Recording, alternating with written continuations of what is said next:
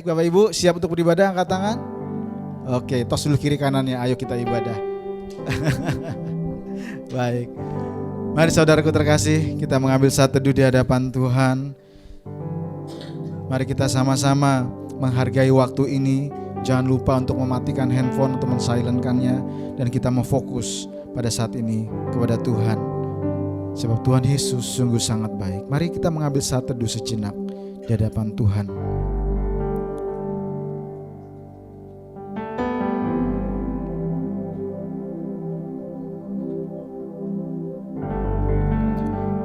Kami senantiasa bersyukur kepadamu Bapa, kepadamu Yesus Kristus, kepadamu Roh Kudus.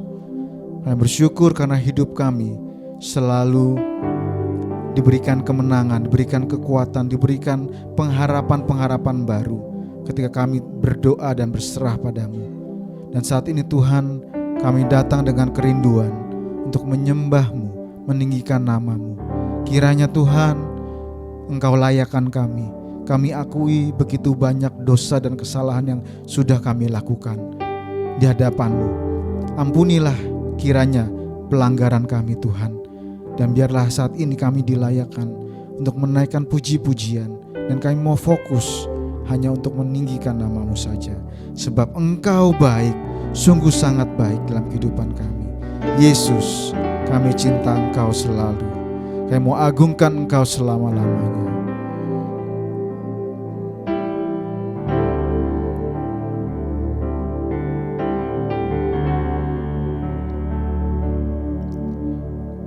Yesus, Kau sungguh baik. Yesus, nama-Mu indah. Yesus, ku cinta Kau selalu. Ku tinggikan, ku agungkan selamanya.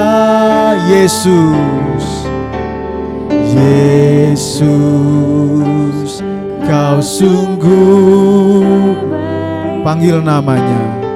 Yesus, nama-Mu indah.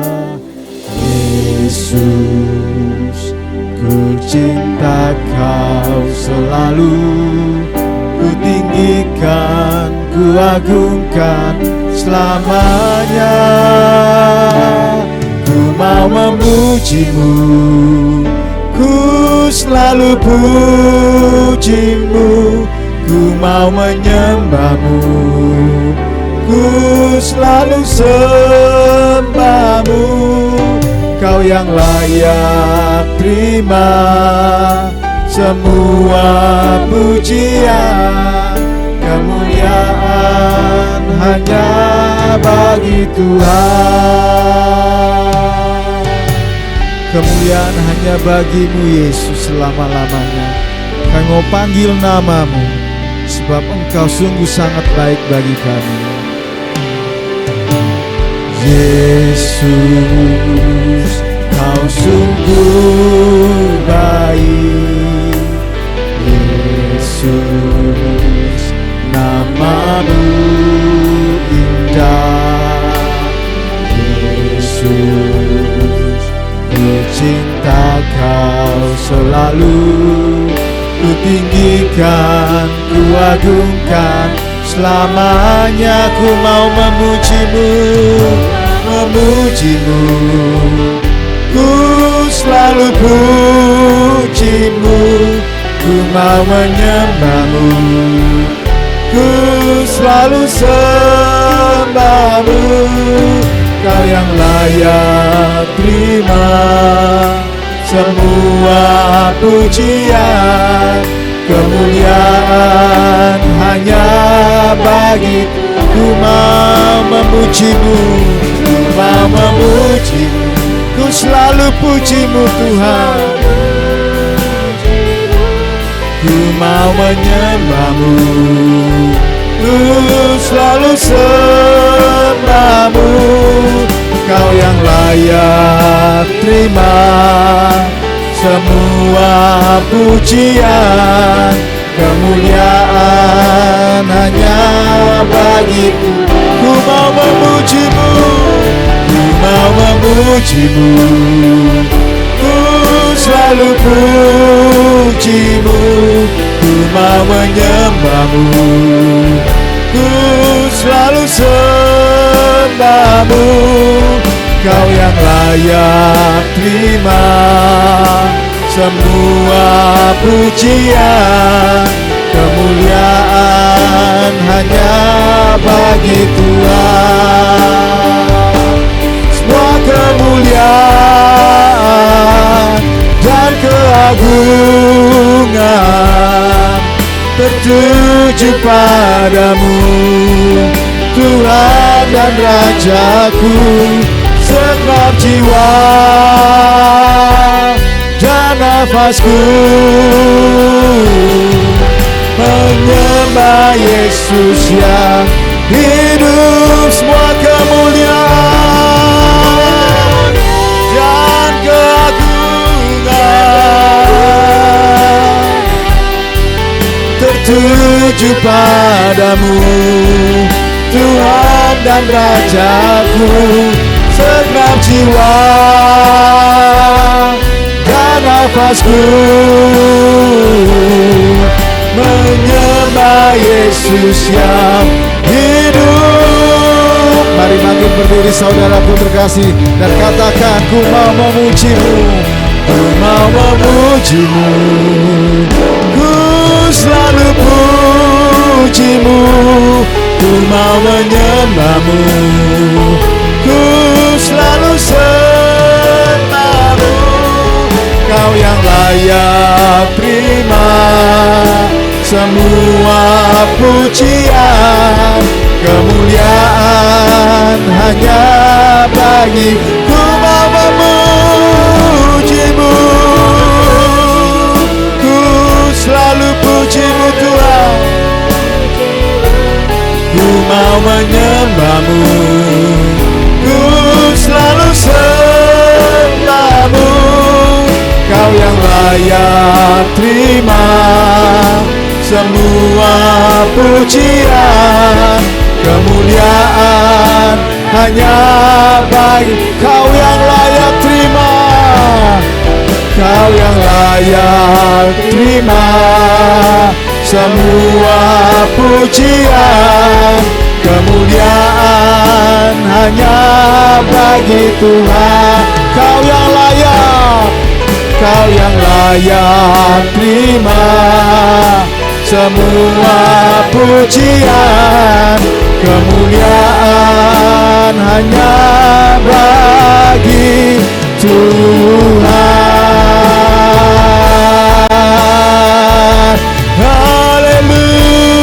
Haleluya, Engkau layak Tuhan. Yesus, Yesus, Kau yang layak terima sembah kami selama-lamanya. Kami sembah Kau Yesus, sebab Kau yang layak ditinggikan, dimuliakan. Haleluya, haleluya. Kau yang layak Tuhan, Kau yang layak Tuhan. Yesus, Yesus, Yesus, Engkau disembah.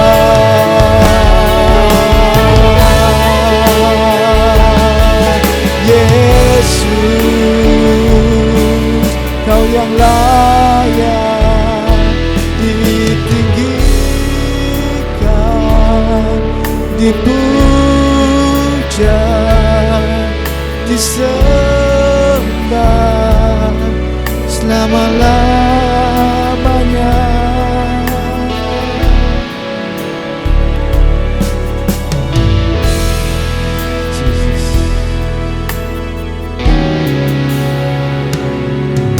Kami sembah Engkau lebih lagi Tuhan.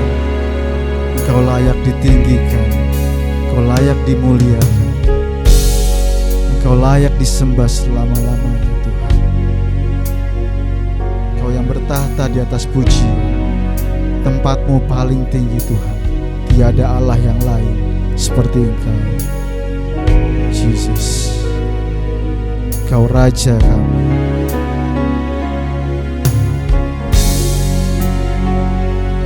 Mari sama-sama katakan, dimuliakan,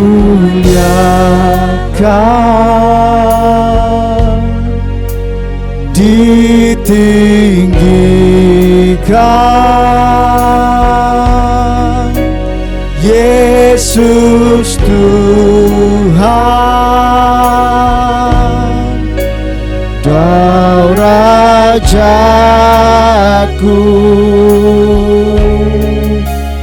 yang bertahta,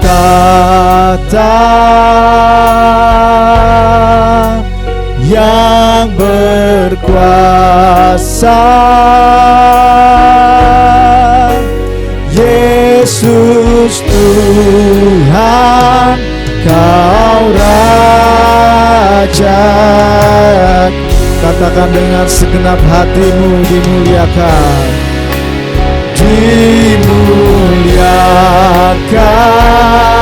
ditinggikan. Sebut namanya Tuhan kita, Yesus Tuhan, Yesus Tuhan. Akui dalam hatimu Dia Raja, Kau Rajaku yang bertahta, Dia yang berkuasa. Sebut namanya Yesus Tuhan, Yesus Tuhan, Kau Raja. Lebih dalam lagi buat Tuhan kita Yesus, dimuliakan, dimuliakan, ditinggikan. Engkau Tuhan Yesus, Raja kami, Tuhan, Kau Rajaku. Tiada seperti Kau Yesus, Kau yang bertahta, Kau yang berkuasa, Yesus Tuhan, Tuhan, Kau Rajaku. Dimuliakan, dimuliakan, dan ditinggikan, Yesus, Yesus, Kau Raja kami, Kau Rajaku yang bertahta dan Kau berkuasa, Yesus Tuhan, Kau Rajaku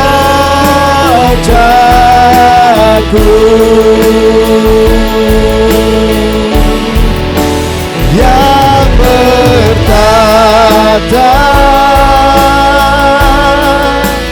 yang berkuasa,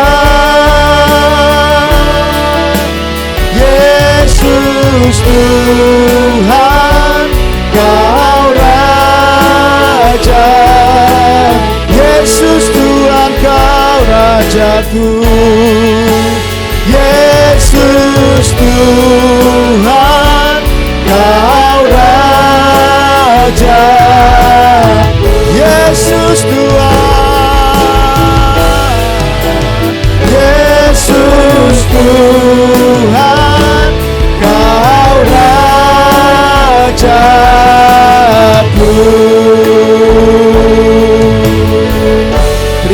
kasih Yesus, Engkau dahsyat bagi kami. Selama-lamanya Engkau menjadi Raja dalam hidup kami, dalam hati kami. Engkaulah penguasa hidup kami. Terima kasih Tuhan Yesus, sebab Engkau luar biasa. Dan kami mau naikkan syukur kami, sembah kami, dan kami mau menari memuji bagi Engkau. Di dalam nama Yesus yang siap bersorak-sorai, sama-sama katakan amin. Beri tepuk tangan yang paling dahsyat buat Tuhan kita Yesus Kristus. Haleluya. Siap memuji Tuhan lebih dalam lagi? Karena pengampunannya kita boleh bersukaria. Katakan amin. Karena pengampunannya kita boleh bersuka cita. Amin. Jika dosa kita tidak dihapuskan, sia-sialah hidup kita. Kasih tahu kiri kanannya, mari bersukaria karena Tuhan kita Yesus Kristus.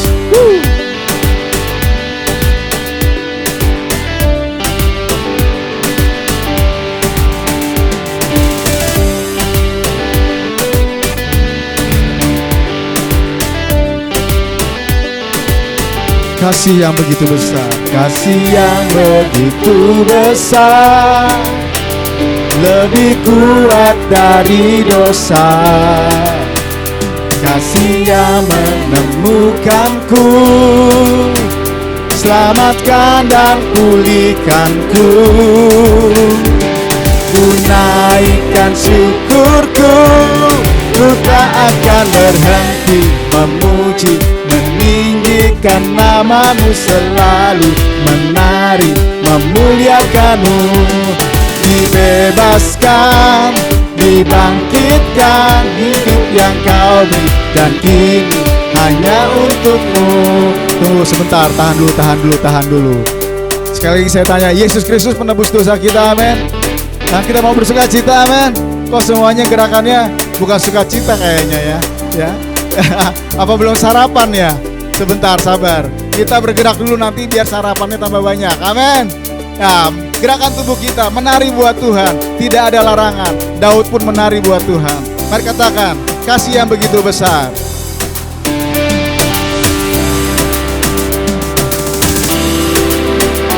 Kasih yang begitu besar, lebih kuat dari dosa. Mari jemaat pemulihan, gerakan badanmu, menemukanmu, selamatkan dan pulihkanku. Ku naikkan syukur, mari menari, ku tak akan berhenti memuji dan meninggikan namamu, selalu menari memuliakanmu. Dibebaskan, dibangkitkan, hidup yang kau beri dan kini hanya untukmu. Sekali lagi katakan, kasih yang begitu besar.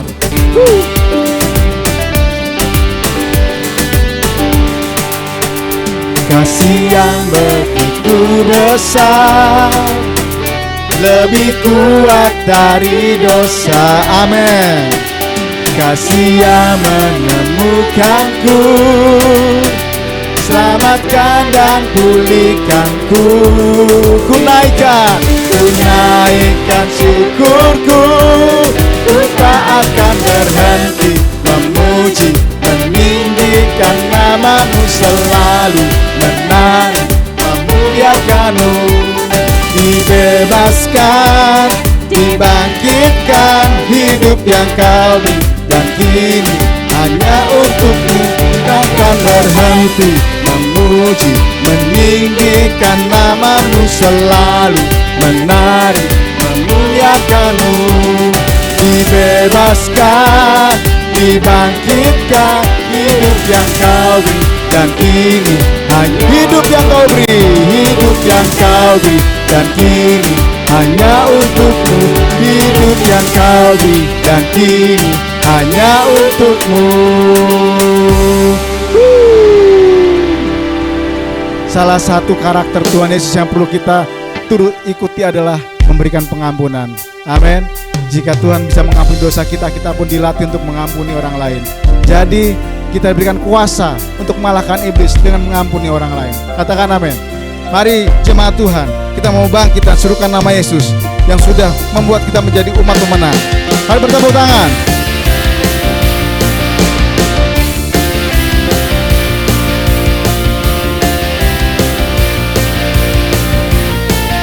Bangkit dan serukan nama Yesus. Bangkit, serukan nama Yesus.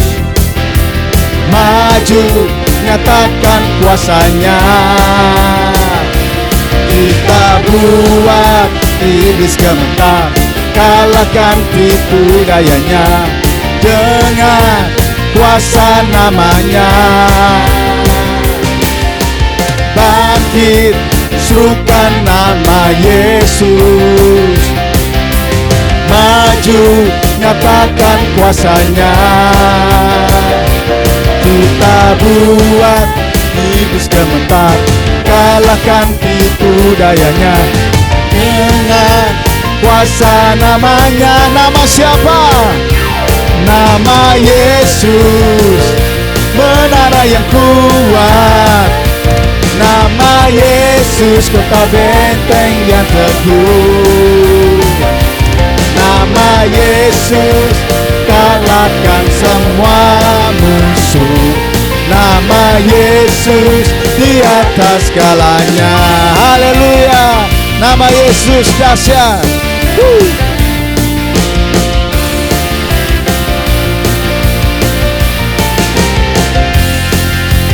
Bangkit, bangkit, serukan nama Yesus. Maju, nyatakan kuasanya. Kita buat iblis gemetar, kalahkan tipu dayanya dengan kuasa namanya. Nama Yesus, nama Yesus, menara yang kuat. Nama Yesus, kota benteng yang teguh. Nama Yesus, kalahkan semua musuh. Nama Yesus di atas segala. Nama Yesus, nama Yesus, menara yang kuat. Nama Yesus, kota benteng yang teguh. Nama Yesus, tanya semua musuh. Nama Yesus di atas segalanya. Nama Yesus, nama Yesus di atas segalanya. Nama Yesus di atas segalanya. Nama Yesus di atas segalanya. Beri tepuk tangan paling luar biasa. Haleluya. Amin. Puji Tuhan. Kita mau berikan yang terbaik melalui persembahan persepuluhan kita. Tuhan, kami bersyukur pada Engkau sebab kami tidak pernah kekurangan. Kami tidak pernah menjadi orang-orang yang terlantar karena kami punya Allah yang pelihara kami. Dan kami mau kembalikan Tuhan apa yang menjadi milik-Mu. Kami mau kembalikan Tuhan dengan penuh iman kami, dengan rasa rela hati di dalam hati kami. Kami percaya Engkau yang akan memberkati kami berlipat kali gandanya. Terima kasih Bapa. Ketika kami menghitung berkat kami, maka tidak pernah ada habis-habisnya berkat yang daripada-Mu. Di dalam nama Yesus kami persembahkan setiap persembahan persepuluhan ini. Amin.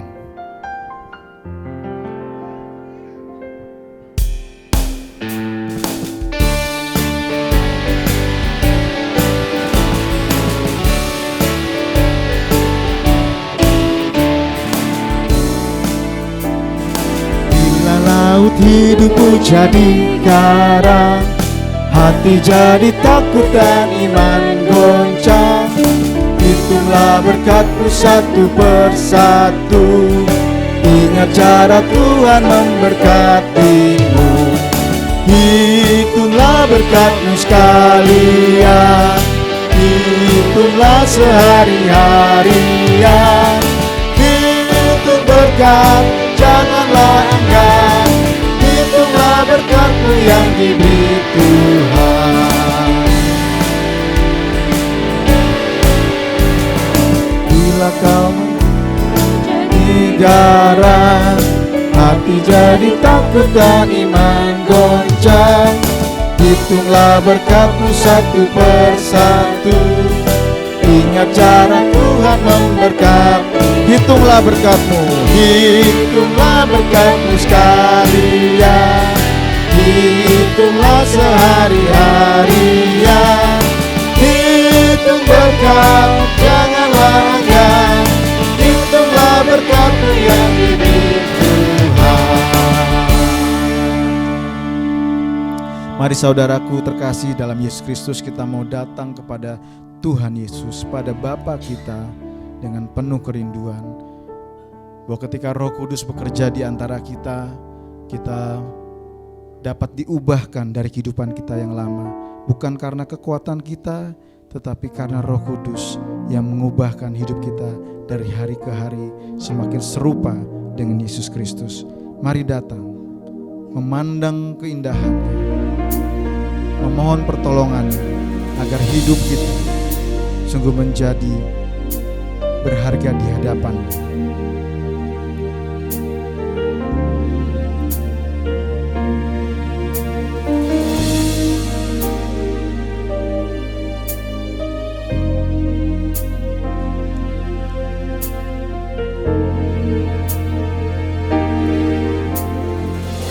Datang ya Bapa dalam kerinduan,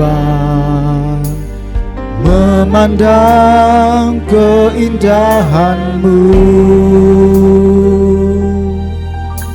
Ku berikan segalanya, semuanya yang ada. Ku ingin menyenangkan hati-Mu, oh Tuhan.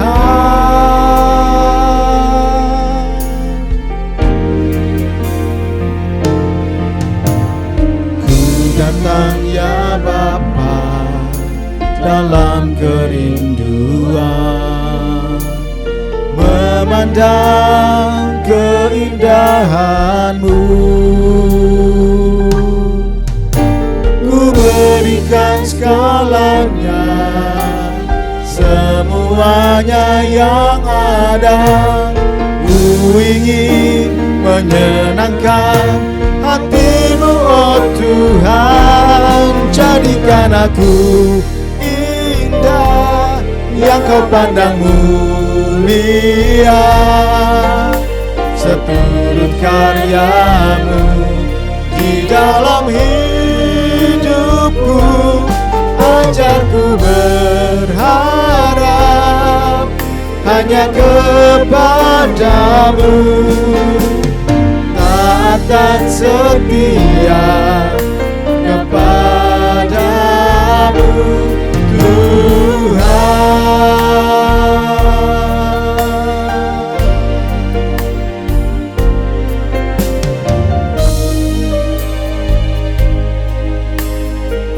Mari datang kepada Bapa dalam kerinduan. Ku datang ya Bapa dalam kerinduan, memandang keindahan-Mu. Ku berikan segalanya, semuanya yang ada. Ku ingin menyenangkan hati-Mu, oh Tuhan. Jadikan aku indah yang Kau pandang mulia, seturut karya-Mu di dalam hidupku. Ajarku berharap hanya kepada-Mu, taat dan setia kepada-Mu, Tuhan. Jadikan aku saya undang Pendeta Thomas.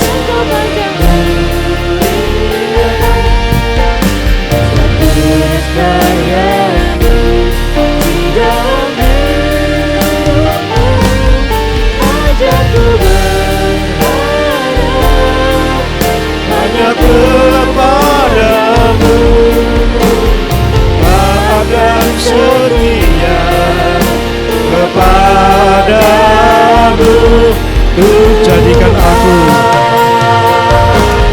Jadikan aku indah yang memanjang dunia. Sebut karyamu di dalam hidupku, ajarku berharap hanya kepadamu.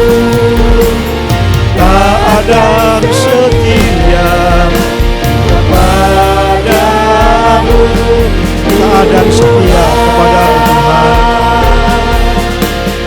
Tak ada katakan, tak ada setia, tak ada setia, tak ada setia, tak ada setia kepadamu Tuhan.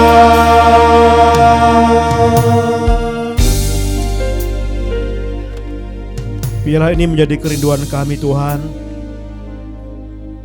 Kami akan terus belajar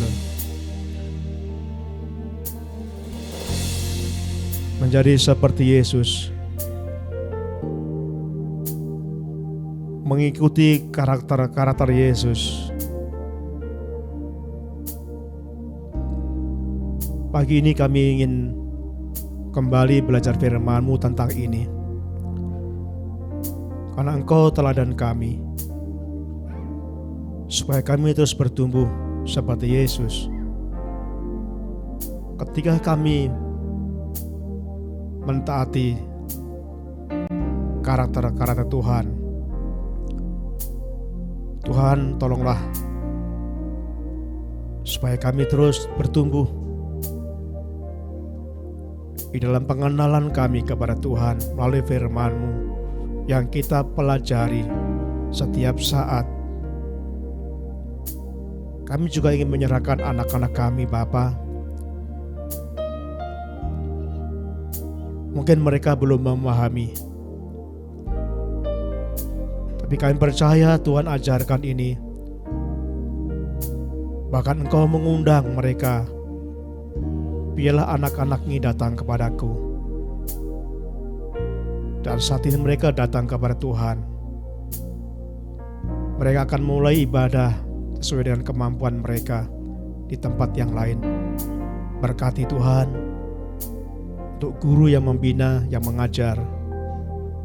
Biar semua disertai Roh Kudus sehingga mereka bertumbuh semakin besar, semakin sehat, semakin mengerti tentang Tuhan sebagai Juru Selamatnya. Terima kasih Bapa di surga, kami serahkan doa kami di dalam nama Tuhan kami Yesus Kristus. Amin.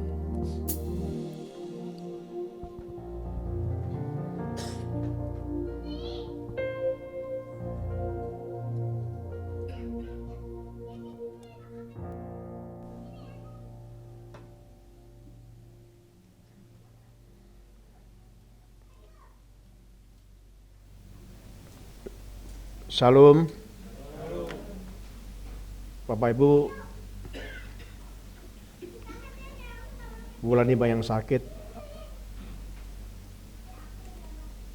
Ada banyak sekali yang terkena flu, yang batuk, dan memang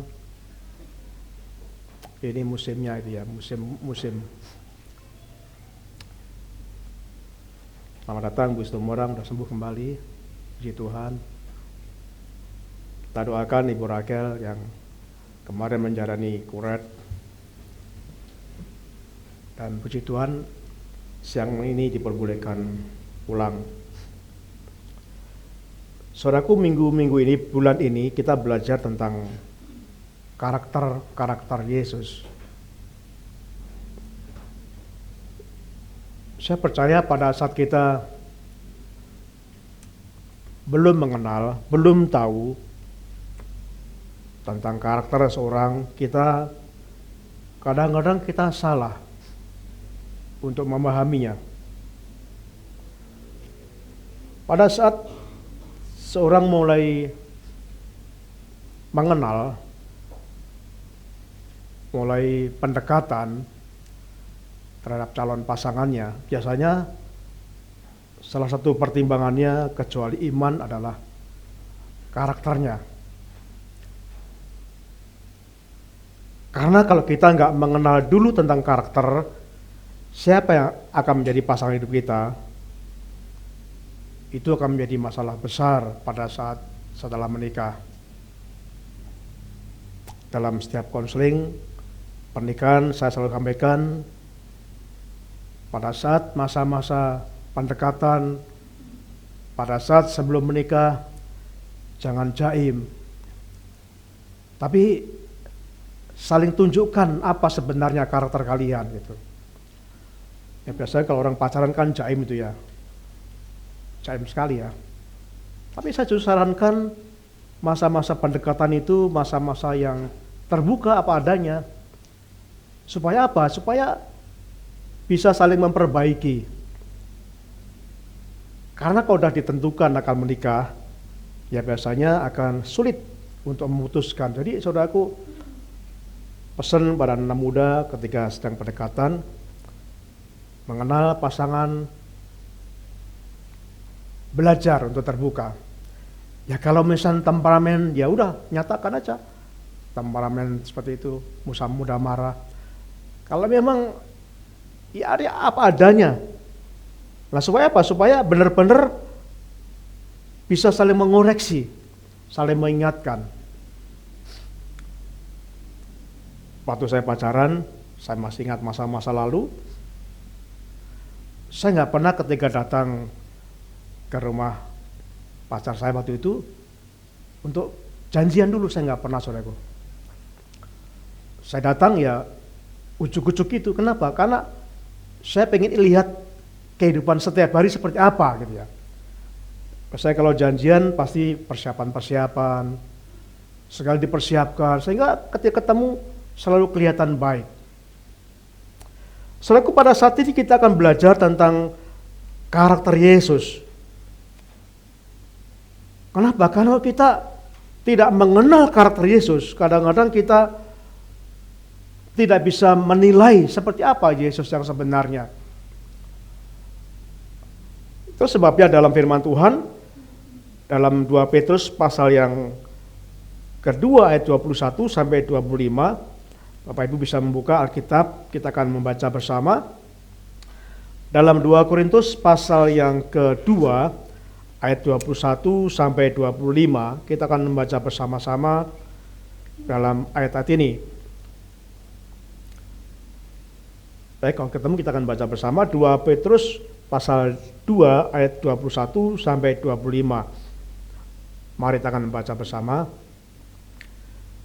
Sebab untuk itulah kamu dipanggil, karena Kristus pun telah menderita untuk kamu, dan telah meninggalkan teladan bagimu, supaya kamu mengikuti jejaknya.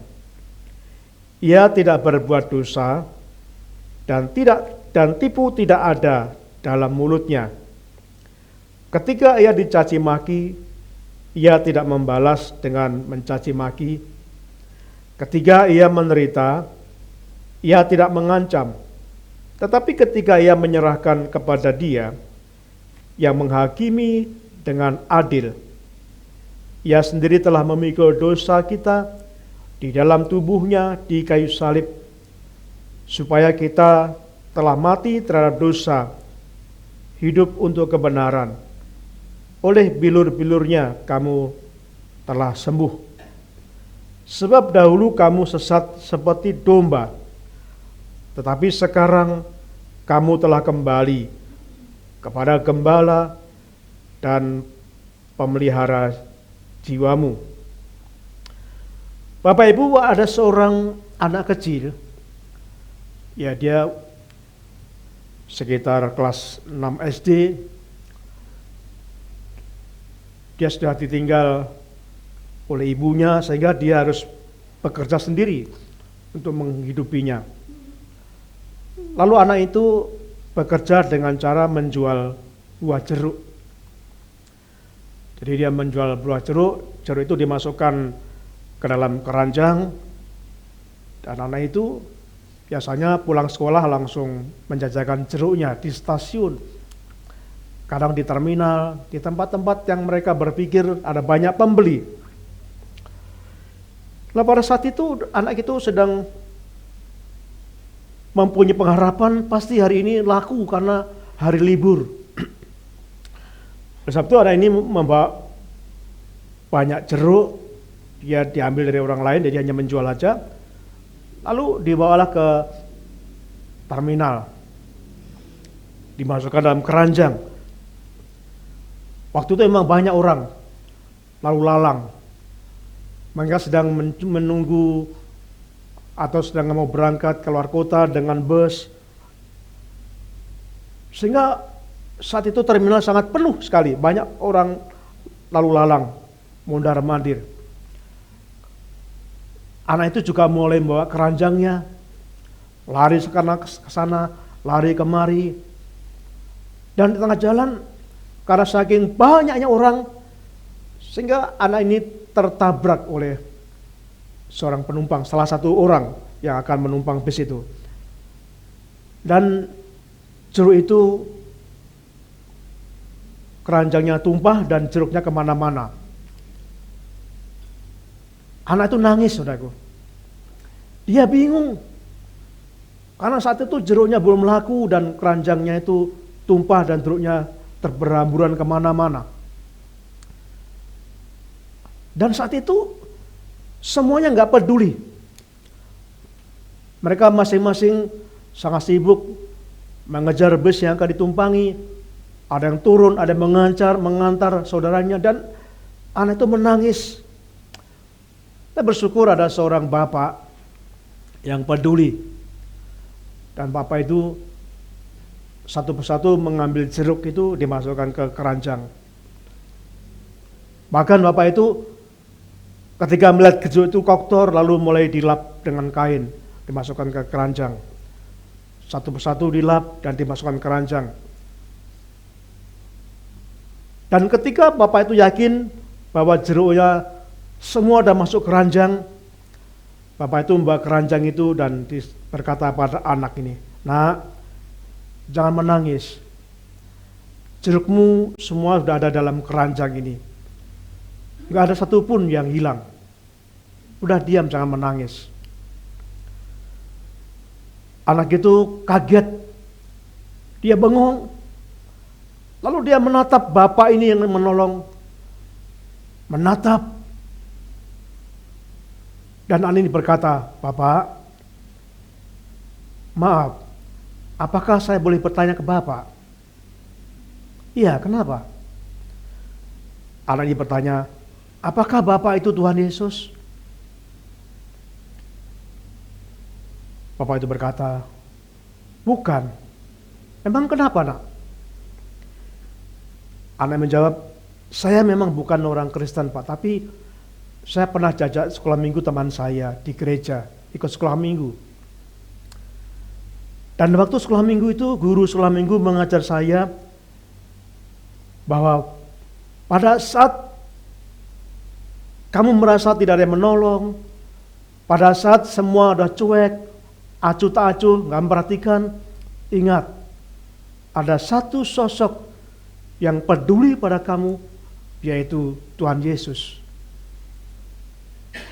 Terus sebabnya pada saat kami merasa semuanya tidak ada yang peduli dengan saya mengalami masalah besar,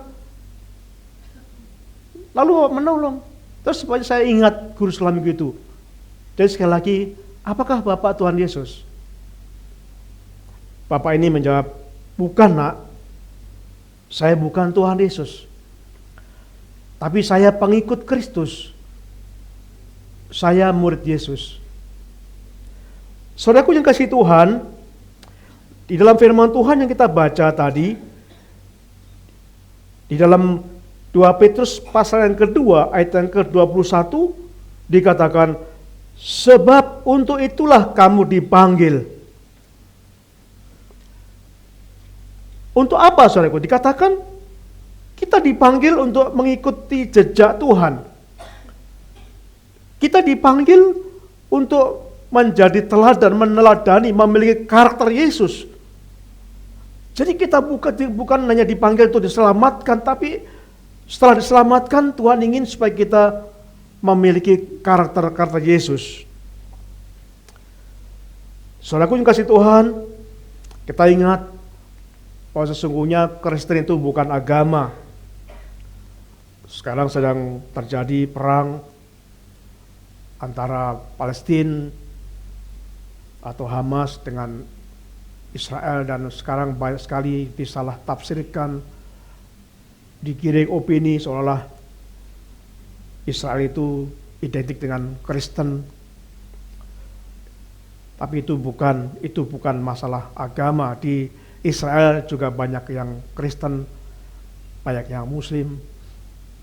Terus aku dikatakan bahwa Kristen bukan agama. Kristen itu adalah, pengertian Kristen adalah pengikut Kristus. Ada seorang pendeta baptis yang sampai meninggalnya bernama pendeta Muhammad Samsul Islam.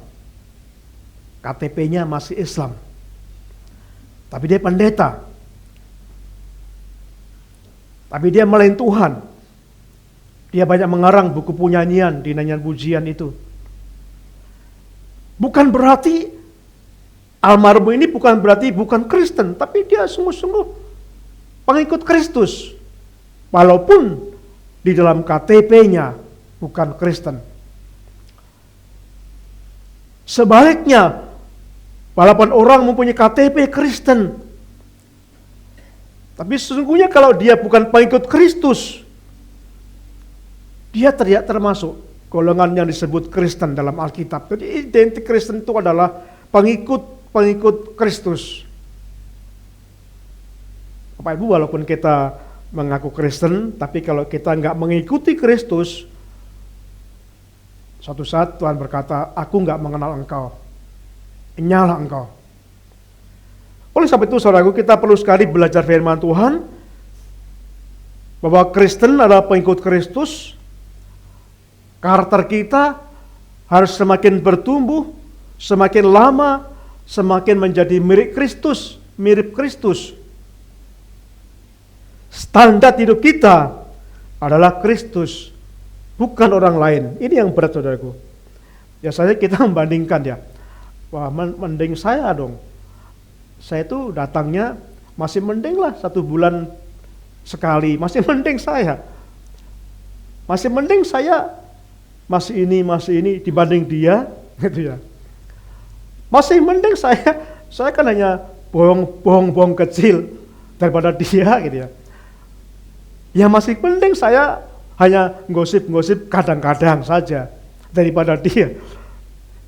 Jadi kadang-kadang ketika kita bandingkan dengan orang lain, kita merasa lebih baik.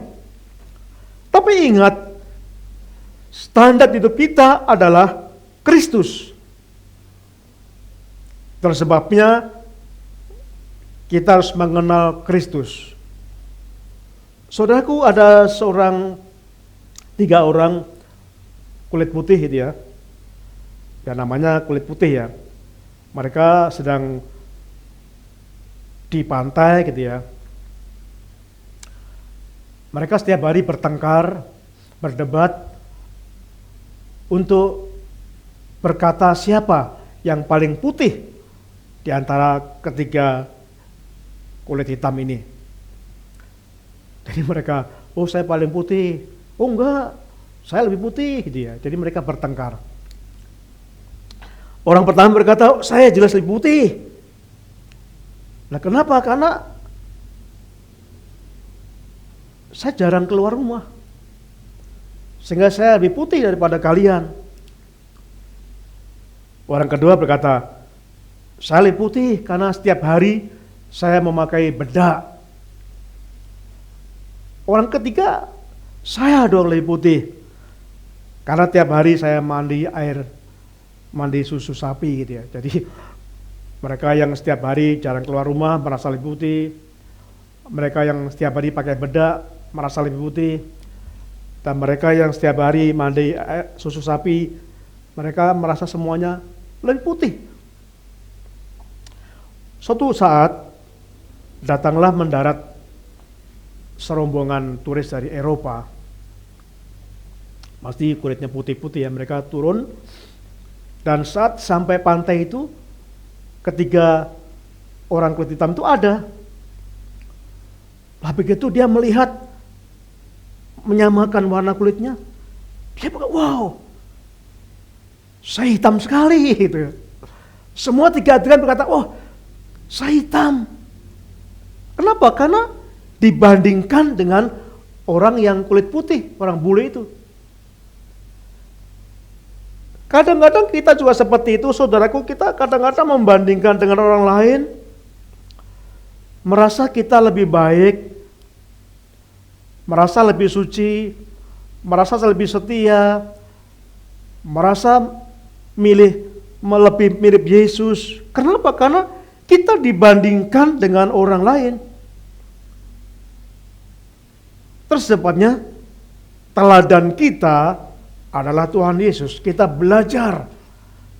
Selama kita masih belum seperti Yesus, berarti kita harus masih banyak berubah, banyak belajar. Karena apa? Karena teladan kita adalah Tuhan Yesus, bukan sesama kita. Minggu yang lalu kita telah belajar satu karakter tentang Tuhan itu adalah kasih. Kasih Tuhan kita telah pelajari minggu lalu.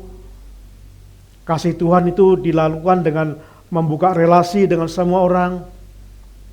Kasih Tuhan dibuktikan dengan suatu perbuatan. Kalau tanpa perbuatan, walaupun kita mengatakan mengasihi itu bohong. Kasih Tuhan dibuktikan ketika kita mengampuni.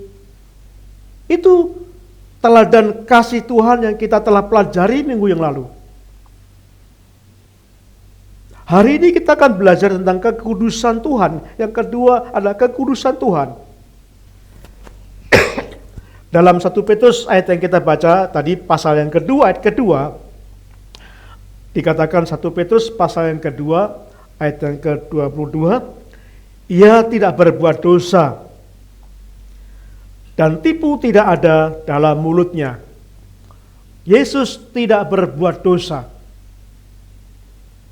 Kalau Bapak Ibu membaca nanti di rumah, dikatakan 1 Petrus pasal yang pertama ayat 35, disebutkan Yesus tidak pernah berbuat dosa. Maksudnya yang 1 Petrus pasal 2 ayat 22 tadi ya, itu salah dia. Yesus tidak pernah berbuat dosa. Dan dalam Lukas pasal yang pertama ayat 35, disebutkan bahwa Yesus adalah anak yang kudus. Anak yang tidak berdosa, anak yang kudus. Dan dalam Ibrani pasal 4 ayat 15, Yesus sama dengan kita pernah dicobai, tetapi tidak berbuat dosa. Sama dengan kita. Kenapa? Karena Yesus adalah manusia sejati 100%, kecuali dia juga Allah 100%. Itu sebabnya Yesus sama-sama manusia sejati 100%, dicobai juga. Tapi kelebihan Yesus yang kita pelajari, ketika dicobai, Yesus tidak berdosa. Saudara-saudara, ketika dicobai, mungkin bisa menahan, mungkin bisa menang, tapi juga sering kalah melawan pencobaan itu. Nah, seperti kita perlu harus belajar bagaimana pada waktu kita dicobai, kita meneladani Yesus, kita nggak berbuat dosa. Saudaraku, dikatakan kalau Yesus itu kudus, Tuhan memanggil saudara dan saya dalam kekudusan. Coba kita buka dalam 1 Petrus pasal yang pertama ayat 16. Kuduslah kamu, sebab aku kudus. Karena Allah itu kudus, dan kita itu adalah anak Allah, maka kita juga harus kudus. Amin. Bapa kita kudus. Sehingga kita pun harus kudus.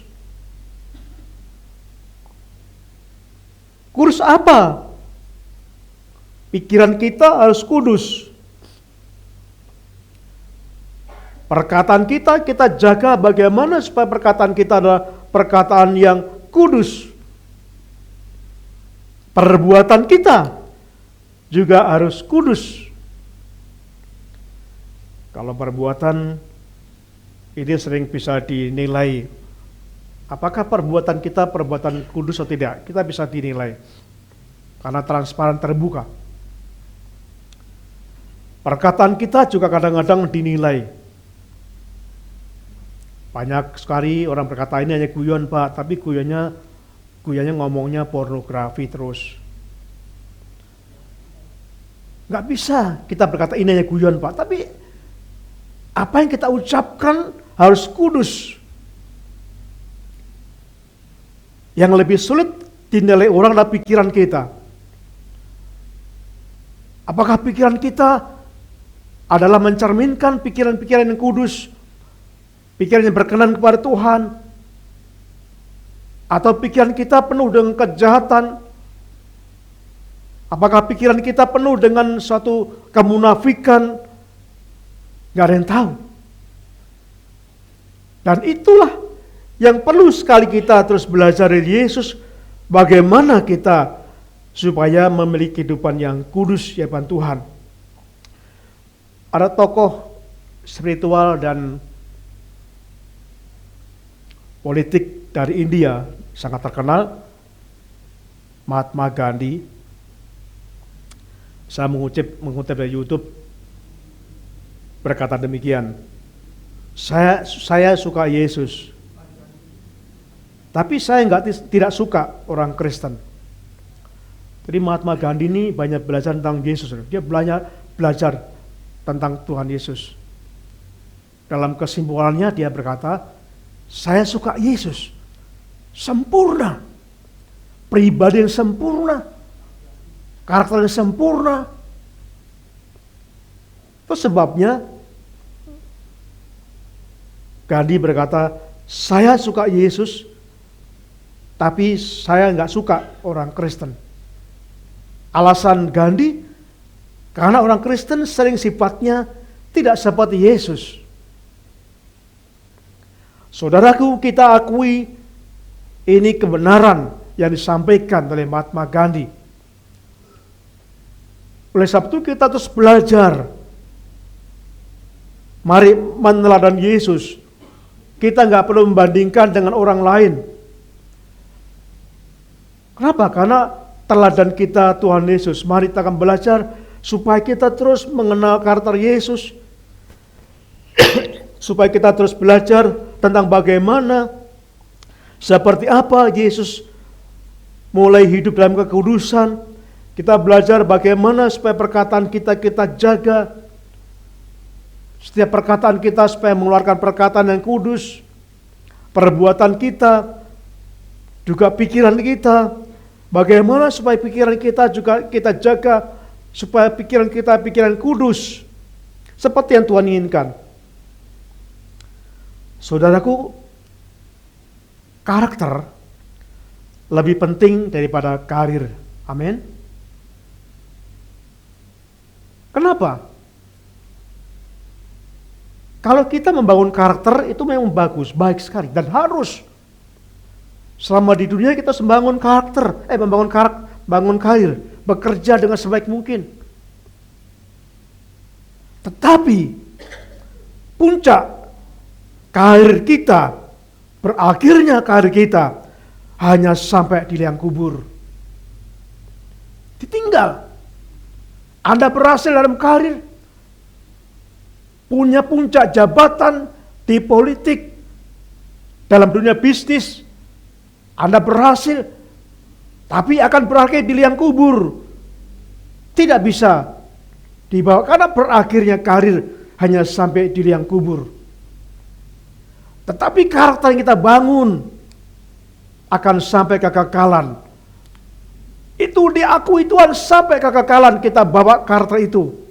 Itu sebabnya Mari kita, kecuali saudara membangun karir yang juga penting, tapi ada lebih penting, mari kita membangun karakter kita. Karakter kita akan kita bawa sampai dalam kekekalan, sedangkan karir hanya berakhir di liang kubur saat kita mati. Bapak Ibu, saudaraku yang kasih Tuhan, ada banyak orang berkata gini, wah saya tuh, ya Pak memang saya beda dengan Tuhan Yesus kok ya. Tapi saya dengan Tuhan Yesus itu hanya sedikit Pak, hanya sedikit saja. Tapi ya memang beda, tapi sedikit saja. Saya dengan Tuhan Yesus bedanya, hanya sedikit saja. Kenapa? Ya misalkan kalau Yesus itu sedikit makan, kalau saya sedikit-sedikit makan, ya beda sedikit kan. Kalau Yesus sedikit-sedikit berdoa, saya sedikit berdoa. Kalau Yesus sedikit-sedikit menolong orang, saya sedikit menolong orang. Kalau Yesus sedikit marah, saya sedikit-sedikit marah. Jadi hampir sama. Jadi saya dengan Tuhan Yesus hanya beda sedikit saja, saudaraku. Beda sedikit. Bapak Ibu yang kasih Tuhan, kalau kita belajar dari firman Tuhan ini, kita lihat bahwa Tuhan akan menggunakan orang-orang yang kudus dalam hidupnya. Seandainya Bapak Ibu haus di tempat itu ya, di tempat haus dia, lalu ada air minum dan di situ ada 2 gelas. Yang satu gelasnya itu mahal. Gelas terbuat dari kristal indah, pasti mahal harganya.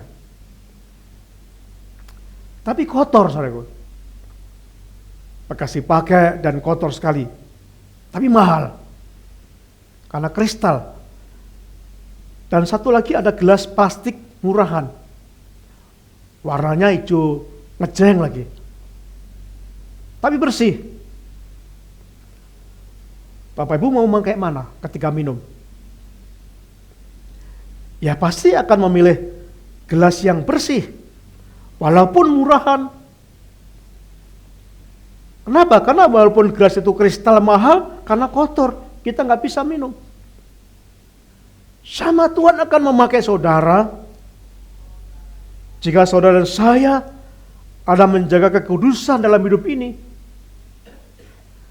saudara punya segalanya, punya talenta luar biasa, yang sungguh-sungguh luar biasa, punya kepandian luar biasa, kecerdasan luar biasa.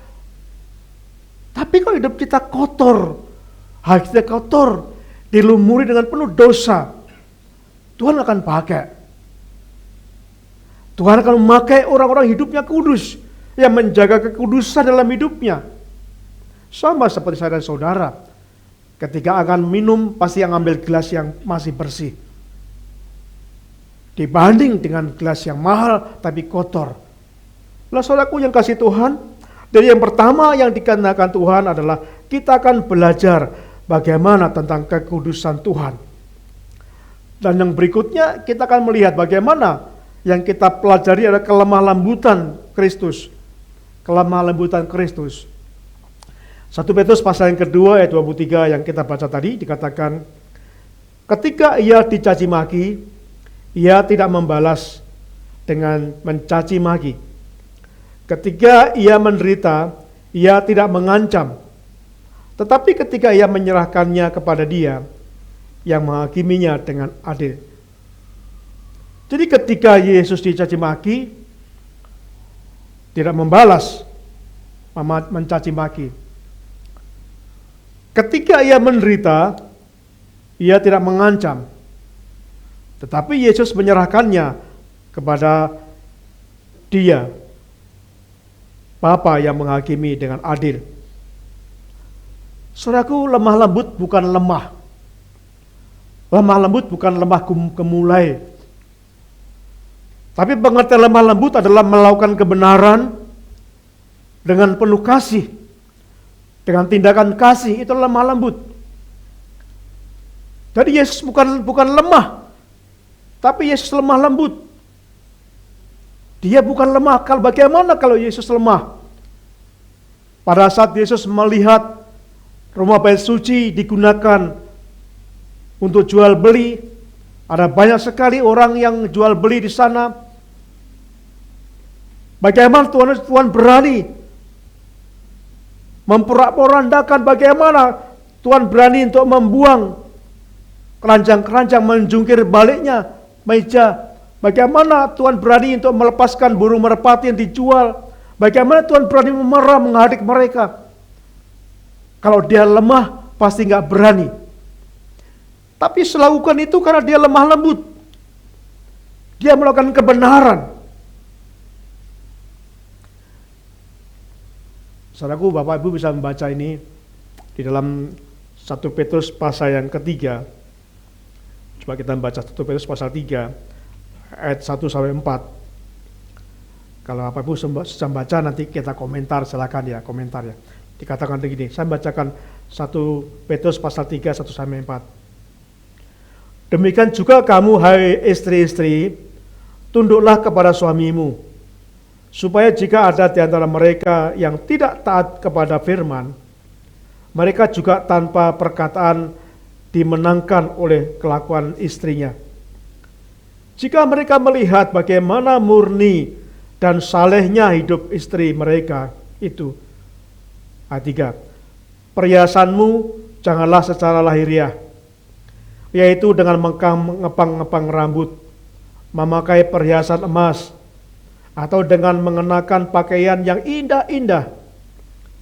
Tetapi perhiasanmu ialah manusia batiniah, yang tersembunyi dengan perhiasan yang tidak binasa, yang berasal dari roh yang lemah lembut dan tentram, yang sangat berharga di mata Allah.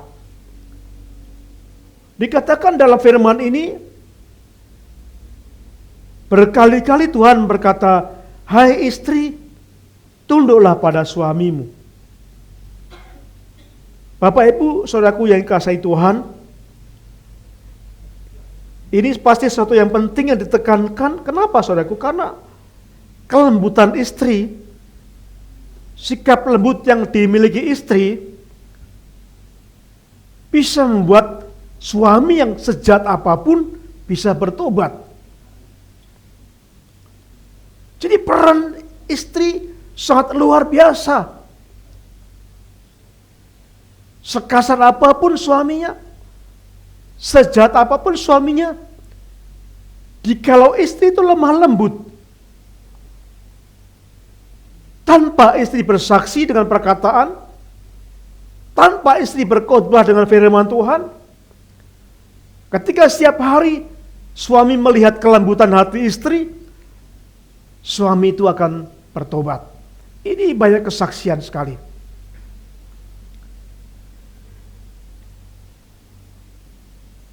Sebaliknya, keganasan istri, perbuatan kasar istri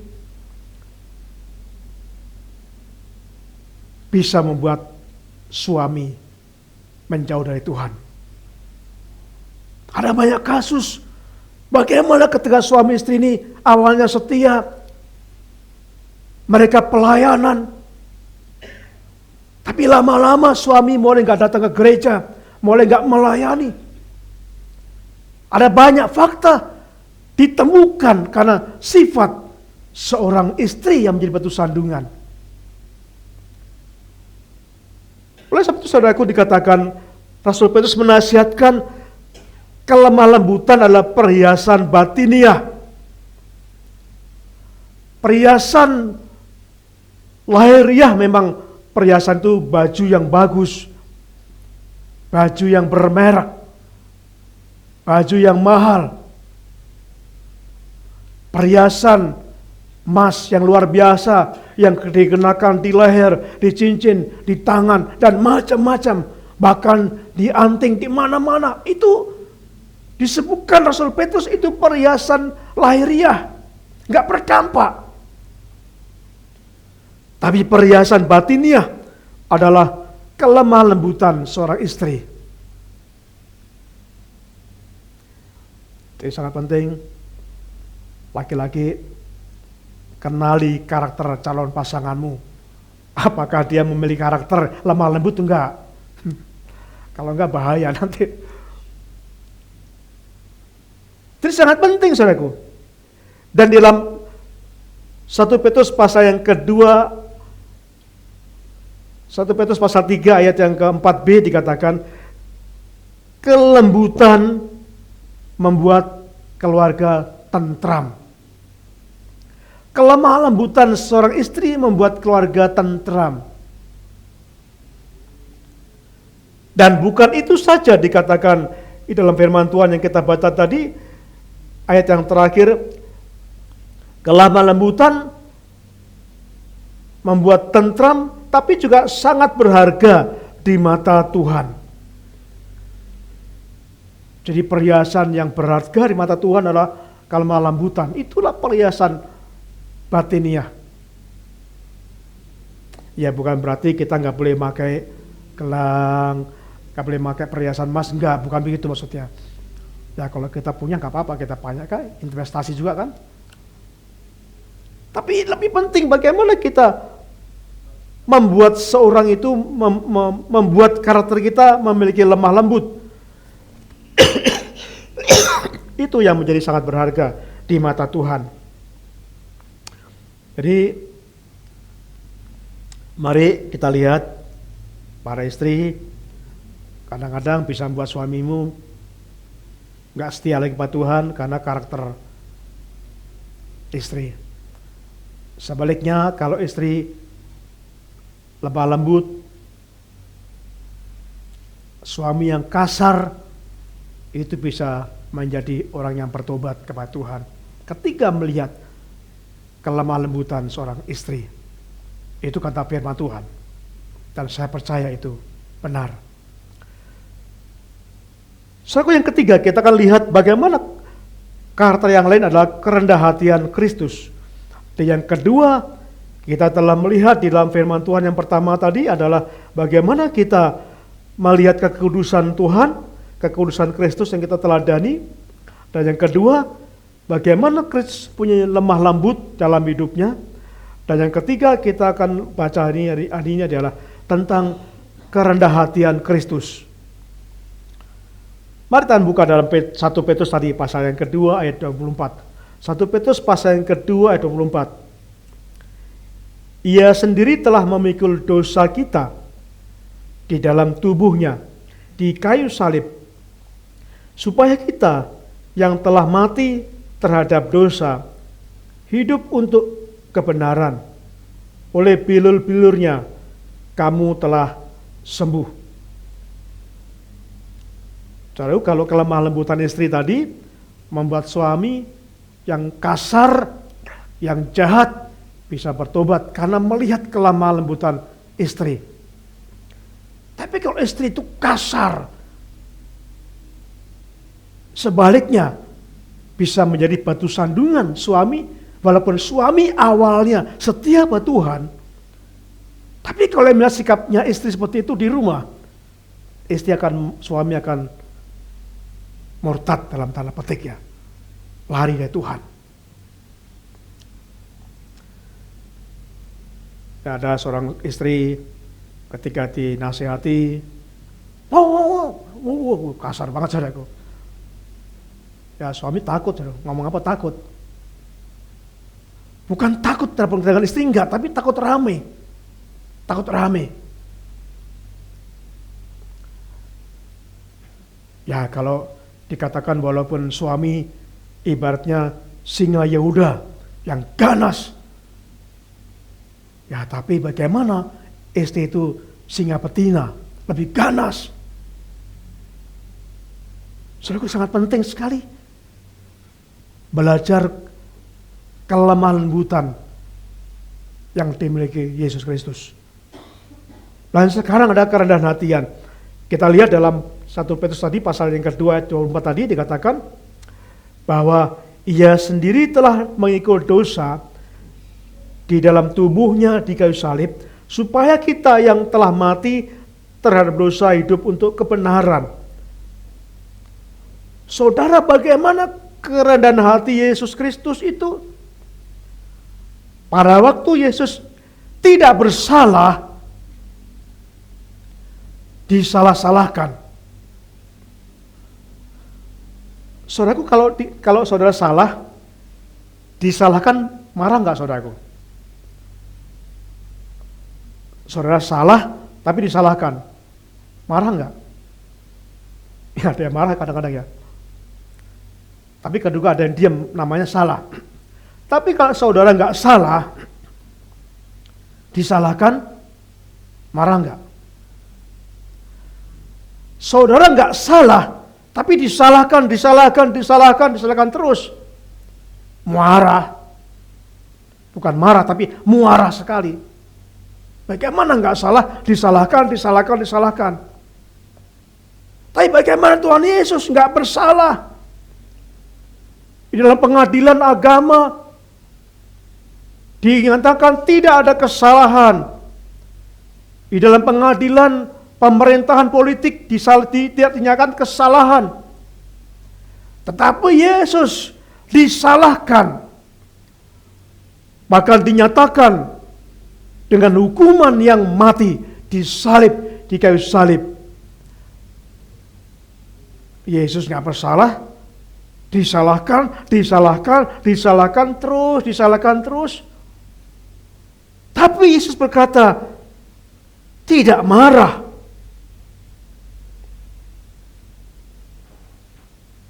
Kita belajar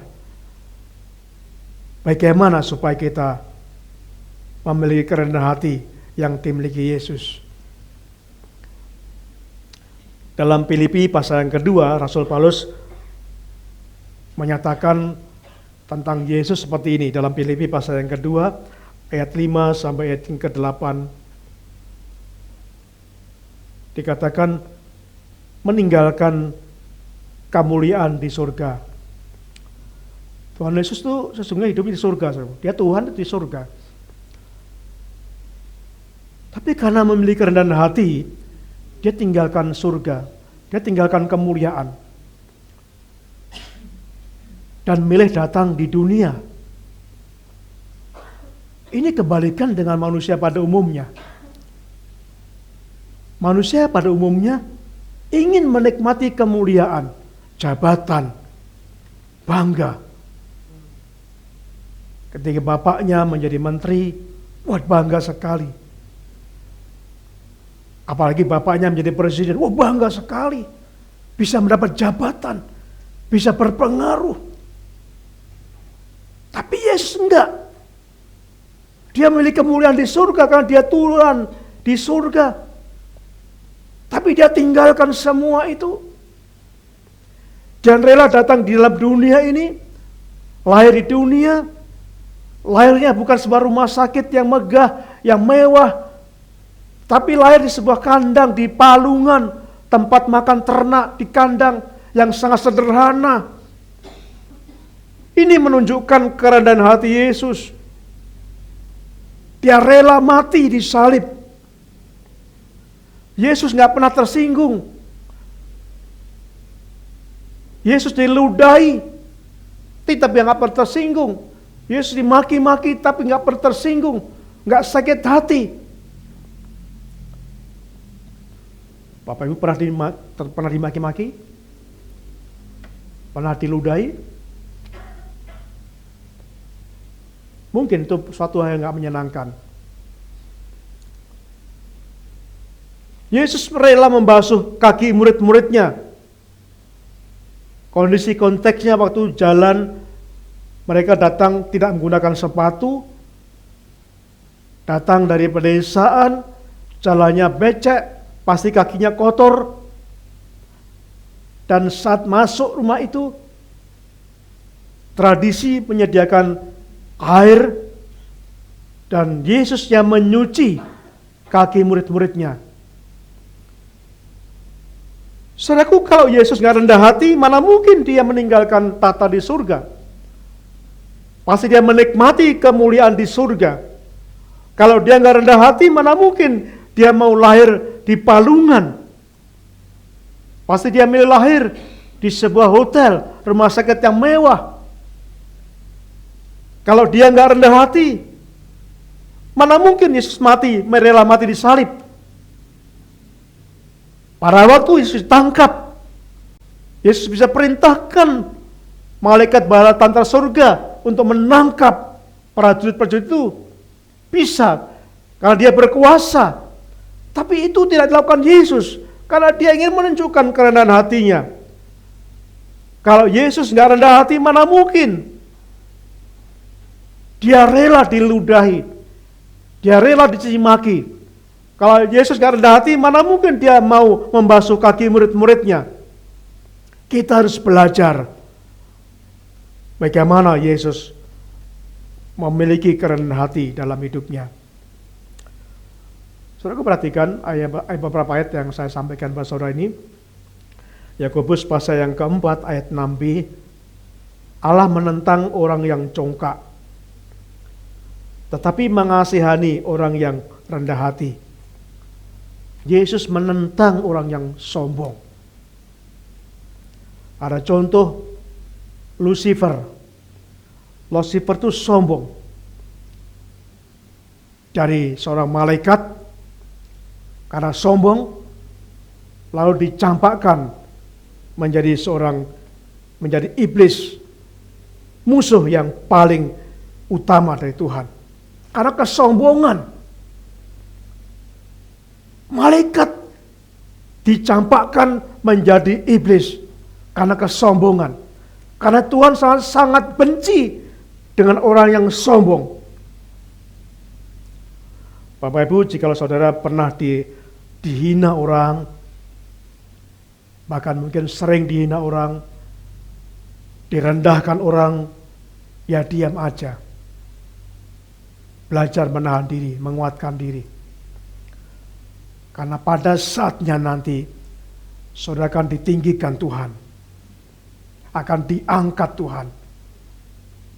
Dan saudara akan diangkat lebih tinggi dari orang yang pernah menghina saudara. Orang yang pernah melecehkan saudara. Itu janji Tuhan.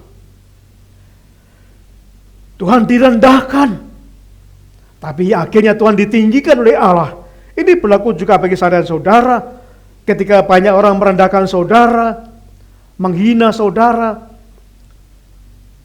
kita belajar nggak menahan diri, kita belajar nggak emosi, nggak membalas. Karena Tuhan melihat, Tuhan akan meninggikan saudara. Akan dibalik, bahwa orang-orang yang merendahkan saudara akan menjadi rendah karena kesombongan. Dan saudara akan ditinggikan karena saudara merendahkan diri di hadapan Tuhan. Tetapi saudaraku, dalam Filipi pasal yang kedua 9-11, orang yang rendah hati pasti akan diangkat oleh Tuhan. Amin. Jadi kau usah balas, saudaraku. Saya berkali-kali direndahkan orang, saudaraku. Gak dianggap.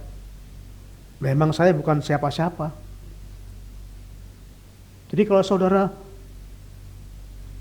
seperti Yesus merendahkan diri, Yesus meninggalkan tahta kuasa, dia menjadi sama manusia, bahkan dia lahir hina di kandang. Kita mau seperti itu, kita mungkin dihina orang. Oh, pelongo doang, enggak bisa apa-apa, enggak gutak apa-apa, enggak punya apa-apa. Enggak apa-apa, biar aja.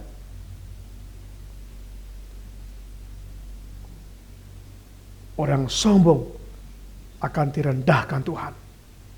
Tapi saudara yang rendah hati akan ditinggikan Tuhan.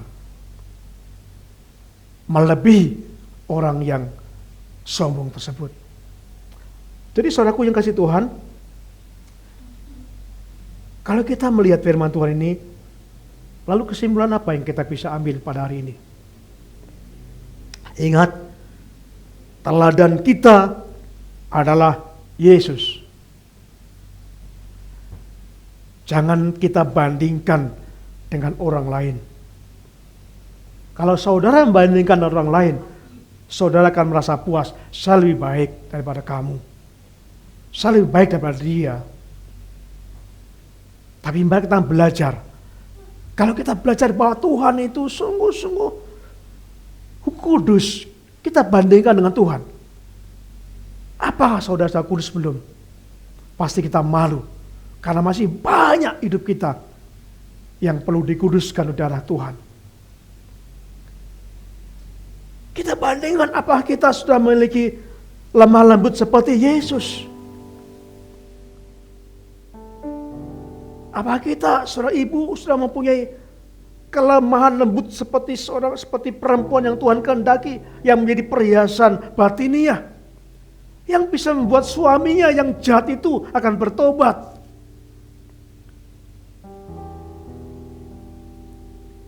Pasti belum. Karena kita bandingkan teladan kita Yesus Kristus. Mari kita akan belajar rendah hati seperti Yesus. Gak sombong dengan apa yang dimiliki. Segala kemuliaan di surga ditinggalkan. Dan dia rela datang ke dunia. Sebagai rendah hati, dia rela lahir di sebuah kandang. Dia rela membasuh kaki murid-muridnya. Mari kita akan belajar rendah hati. Karena orang rendah hati akan ditinggikan Tuhan. Tapi orang sombong akan direndahkan Tuhan. Bapak Ibu, saya percaya kalau kita menghidupi teladan Yesus, memiliki karakter Yesus ini dalam aplikasi kehidupan kita sehari-hari, kita praktekkan karakter Yesus ini. Satu saat ada seorang anak yang bertanya kepada bapak, pada saudara, apakah Bapak Tuhan Yesus? Apakah engkau Tuhan Yesus? Dan kita menjawab, bukan. Saya bukan Tuhan Yesus. Tapi saya pengikut Kristus. Saya murid Yesus. Biarlah ini terjadi dalam kehidupan kita. Mari kita menjadi pengikut Yesus. Mari menjadi murid Yesus. Meneladani Kristus. Memiliki karakter Kristus. Supaya Tuhan dipermuliakan dalam kehidupan kita. Amin. Bapa di surga, kami bersyukur untuk firman-Mu pada hari ini. Tuhan, tolong kami supaya kami terus diubahkan, diperbaharui, dan dibentuk Tuhan. Supaya kami menjadi seperti Yesus, mirip dengan Yesus, teladan kami. Tolonglah ya Roh Kudus, mampukan kami untuk memiliki hidup yang kudus dalam pikiran, perkataan, dan perbuatan. Tolong kami Tuhan, supaya kami memiliki kelemah lembutan dalam kehidupan kami. Supaya kami mampu hidup rendah hati di hadapan Tuhan. Kami terus belajar karakter Tuhan, supaya kami semakin menjadi serupa dengan Tuhan. Terima kasih Bapa di surga.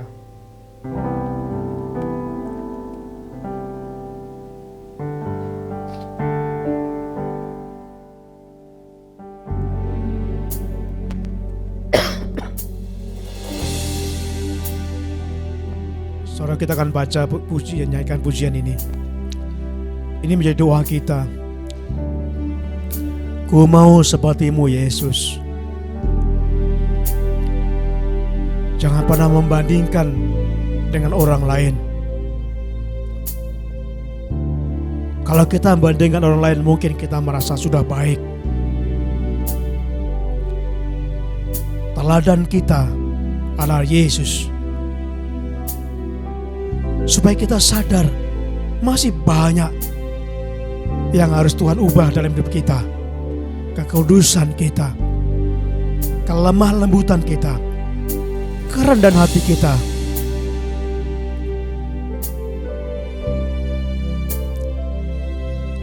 Kita jadikan pujian ini menjadi permohonan doa Pak Tuhan.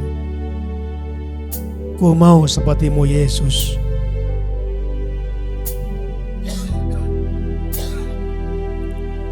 Kita naikkan pujian ini. Bagaikan bejana siap dibentuk, mari terbuka di hadapan Tuhan, dibentuk Tuhan.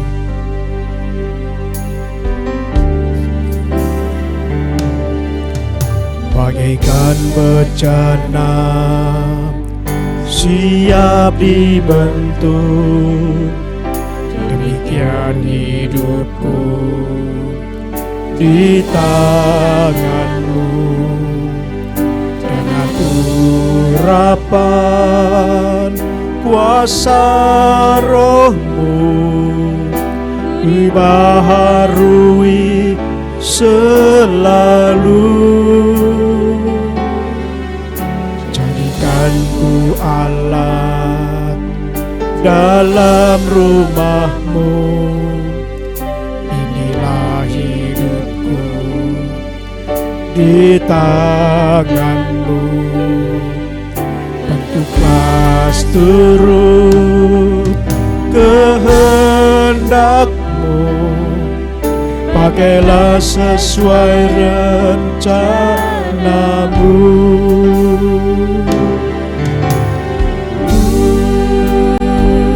Mau seperti-Mu Yesus, disempurnakan selalu dalam segala jalan-Mu, memuliakan nama-Mu. Saudara kasih Tuhan, kita bagikan bejana yang Tuhan bentuk. Mari tahan berserah. Mari terus hidup bergaul dengan Tuhan, dekat dengan Tuhan. Mari terus mengikuti kata Tuhan, menjaga kekudusan hidup kita, supaya Tuhan pakai hidup kita. Mari kita akan menjaga supaya hidup kita menjadi orang yang lemah lembut, supaya orang jahat pun ketika melihat kita, dia bertobat karena kita lemah lembut. Mari belajar rendah hati seperti Yesus. Kita nggak usah membanggakan apa yang kita punya, karena yang kita punya adalah pemberian Tuhan. Kita rendah hati di hadapan Tuhan, supaya kita ditinggikan Tuhan. Orang yang sombong akan direndahkan Tuhan serendah-rendahnya. Kita belajar karena Tuhan. Bila Tuhan bentuk saudara, perbarui saudara, tanyakan pujian kembali. Jadikan doa saudara pujian ini.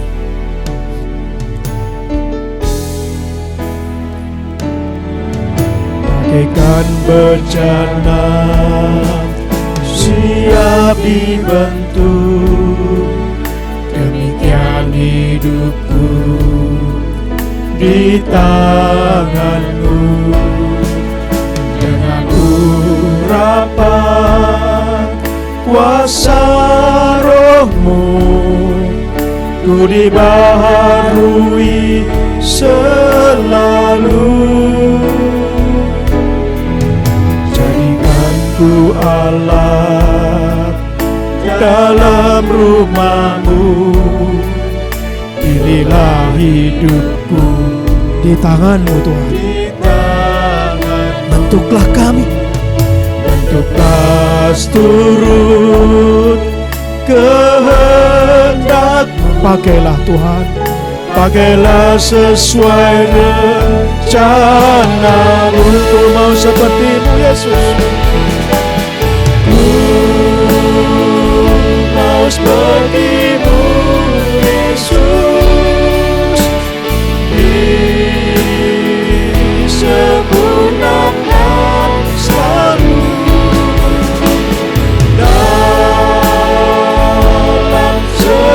jalan-Mu,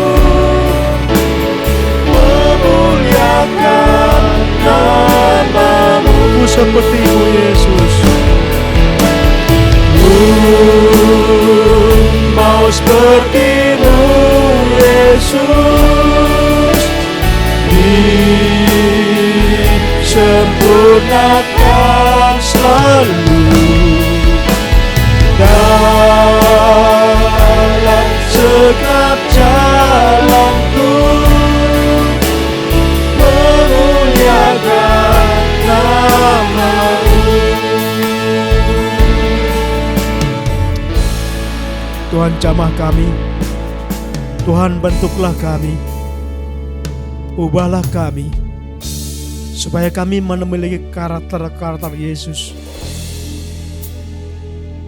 Tuhan, tolong supaya kami dapat meningkatkan kekudusan dalam hidup kami, kekudusan dalam perkataan kami, dalam pikiran, dalam perbuatan kami. Tuhan, tolong supaya kami semakin lemah lembut di dalam hidup ini, supaya itu menjadi pakaian hiasan batiniah kami, sehingga banyak orang tertarik dengan hidup kami ya Bapa. Ubahkah kami Tuhan, jadikan kami semakin kami memiliki rendah hati di hadapan Tuhan seperti Yesus, supaya kami gak sombong, supaya kami gak direndahkan Tuhan, tapi biarlah kami punya rendah hati supaya kami ditinggikan Tuhan. Terima kasih Tuhan untuk firman-Mu hari ini. Berkati kami semuanya, supaya kami terus diubahkan, karakter kami semakin nampak dalam hidup kami. Kami berdoa saudara kami yang sakit hari ini Bapa. Ada banyak saudara kami yang sakit. Tuhan, kami berdoa untuk Bapak Siaan. Kami berdoa untuk pemulihan Ibu Ance. Kami berdoa untuk kesembuhan saudara kami Indra dan Mawan. Kami berdoa untuk kesembuhan Ibu Rakel. Bersyukur Asekuret kemarin berhasil dan siang ini akan diperbolehkan pulang. Berkati Tuhan untuk pemulihannya. Kami berdoa untuk adik Bapak Firman yang saat ini mengalami sakit bahan jantung. Tuhan tolong jamah, berkati, fungsikan kembali jantung itu di dalam nama Yesus. Allah yang punya kuasa akan menyembuhkan sehingga jantung ini berfungsi dengan baik. Kami serahkan kepada-Mu ya Bapa. Kau memberkati saudara kami yang banyak yang flu, pilek, batuk. Tuhan berkati mereka semua. Tuhan menyembuhkan sehingga satu persatu mereka disembuhkan Tuhan. Kami bersyukur atas jawaban Tuhan. Ada banyak anak-anak kami yang bergumul pekerjaan dan Tuhan telah berikan pekerjaan. Terima kasih Bapa. Haleluya. Engkau mendengar doa mereka. Berkati Tuhan supaya mereka bekerja dengan baik, penuh tanggung jawab, bekerja seperti melayani untuk Tuhan, supaya mereka dipercayakan tanggung jawab yang besar sesuai janji-Mu. Kami berdoa untuk Pak Condro yang besok Rabu akan kembali tugas luar di Semarang. Sertai dalam perjalanan, berkati Tuhan buat berhasil Pak Condro untuk dapat menutup target-target perusahaan, kantor, dalam nama Yesus. Buat Pak Condro rendah hati dan bergantung kepada Tuhan, sehingga Tuhan pakai luar biasa menjalankan tugas di kantor. Tuhan berikan Pak Condro untuk dapat tahan menang dalam pencobaan yang ada. Terima kasih Tuhan. Kami berdoa untuk pemulihan Ibu Jessica. Berkati Tuhan supaya pasca operasi sesar akan pulih kembali. Berkati untuk Didik Nala dalam pertumbuhannya, dalam kesehatannya, sehingga mereka bertumbuh semakin sehat, semakin besar, akan bertumbuh juga rohaninya untuk kemuliaan nama Tuhan. Kami berdoa untuk Natal Tuhan, kami serahkan kepadamu rencana-rencana Natal. Tuhan bersatukan seluruh jemaat-Mu. Tuhan berikan kami motivasi semua panitia bekerja dengan baik, kerjasama yang baik. Tuhan curahkan berkat-berkat Tuhan atas segala rencana itu supaya berhasil di mata Tuhan. Baik itu aksi sosial, baik itu pelayanan Natal, perayaan dan sebagainya, kami serahkan pada Tuhan. Berkati kebutuhan dana yang dibutuhkan, Tuhan cukupkan semuanya. Terima kasih Bapa di surga. Bapak Ibu saudara ke Tuhan, saatnya saudara berdoa pribadi. Nyatakan pergumulan saudara, yakinlah Tuhan mendengar doa saudara. Tuhan menjawab sesuai dengan waktunya. Silakan berdoa.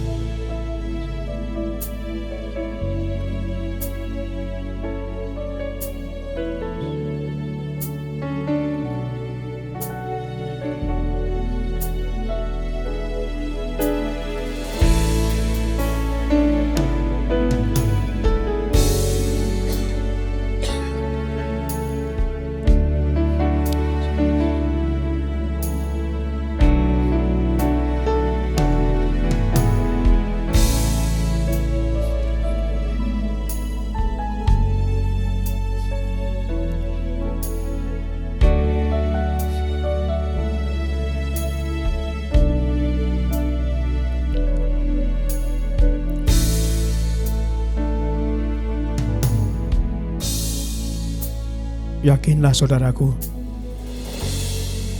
jikalau Tuhan sudah membuka berkat saudara, gak ada kuasa lain pun yang sanggup menutupnya.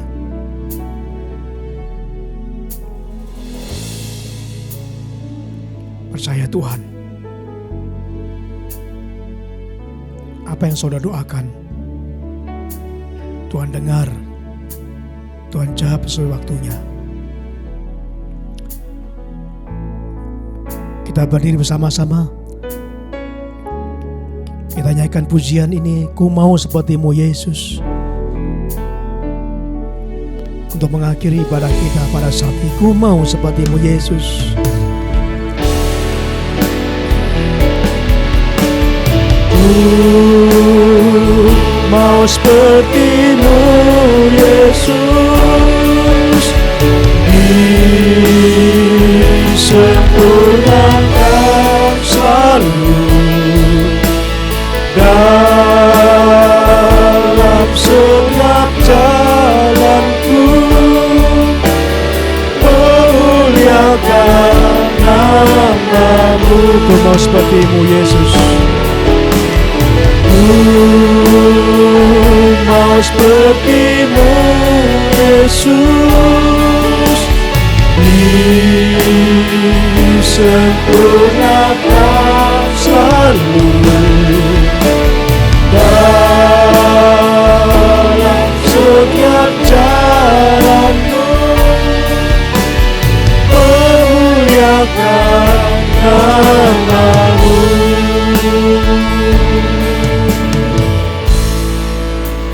Kita mengakhiri ibadah kita.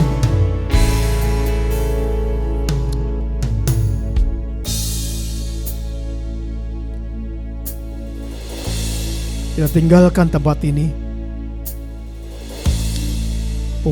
penglalang dengan damai sejahtera. Kiranya kasih karunia Tuhan Yesus Kristus, Tuhan kita, menyertai kamu sekalian. Amin.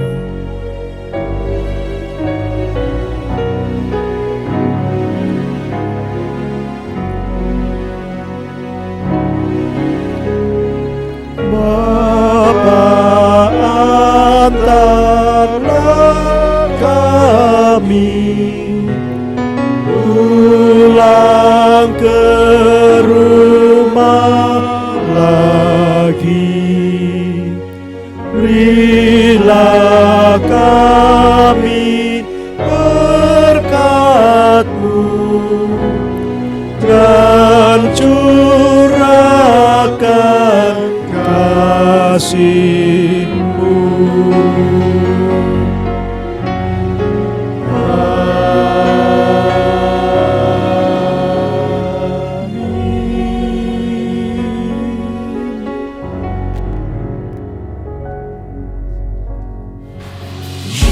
Jesus, my Jesus, there is no one like you, no one like you. Jesus, my Jesus, no one can stand against. You're above everything.